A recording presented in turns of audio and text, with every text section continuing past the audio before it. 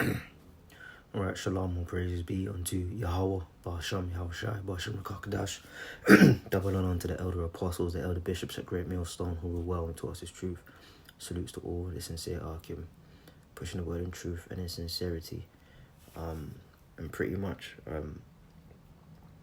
this is a salvation through grace, right? As it was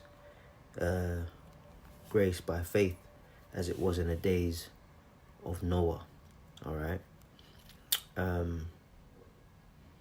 This is the book of Genesis, chapter 6, and I'll start from verse 7. And the name Noah in the Hebrew, Noach, which means comfort. You know, comfort or rest, comfort. Okay. So this is Genesis 6 and 7, and it says, "And the Lord Yahweh said, I will blot out man, whom I have created from the face of the earth, both man and beast, and creeping thing and fowl of the air, for it repenteth me that I have made them." Verse 8, "But Noah found grace in the eyes of Yahweh." Okay. That's a very important verse. Genesis chapter 6, verse 8. Essentially is the first manifestation of salvation upon the earth. Okay. You know, the holy line was established through the Adamites, first starting with the man Adam, you know, and you've got the line preserved through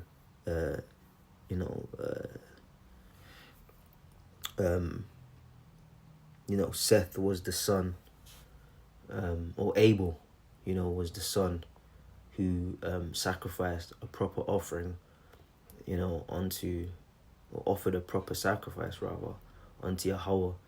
And Cain, Yahweh had no respect unto his sacrifice. Respect meaning look. The Lord didn't look back upon the sacrifice of Cain, and then it gives you the genealogies on down and who begat who, the generations, and pretty much Noah walked with the Most High.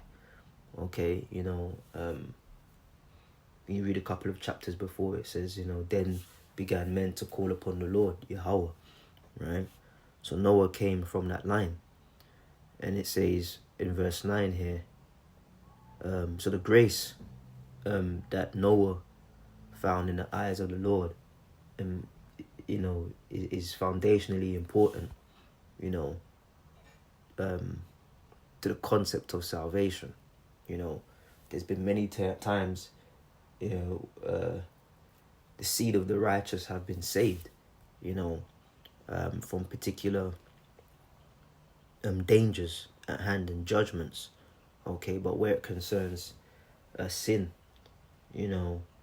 ultimately why all of this is happening, the greatest salvation is in Yahushai.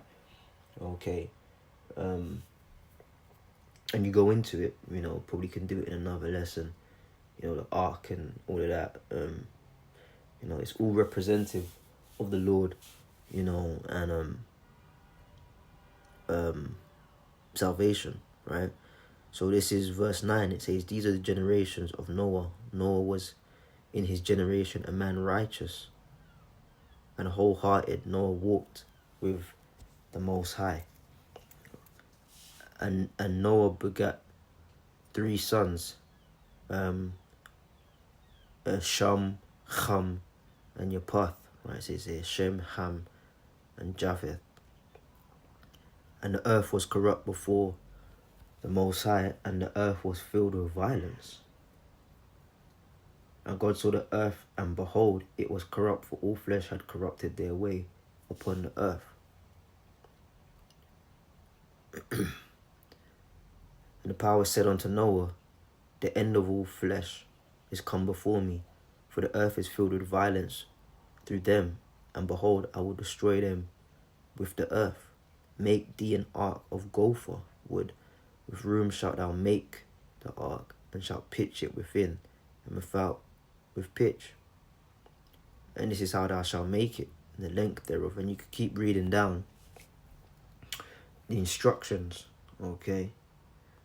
But I want to jump to verse 18, and it says, well, let me read from 17. And behold, I do bring the flood of waters upon the earth to destroy all flesh, wherein is the breath of life.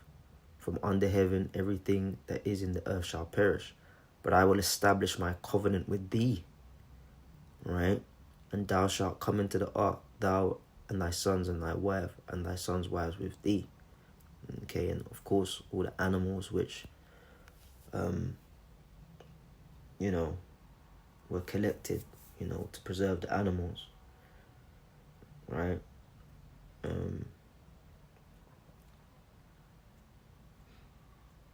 So that covenant, right, is established in the grace, okay, the favor of the Most High, Yahweh, right, which he had upon Noah, and because of the grace that fell upon Noah, that grace too fell upon his sons, his wife, his sons, and his sons' wives, right?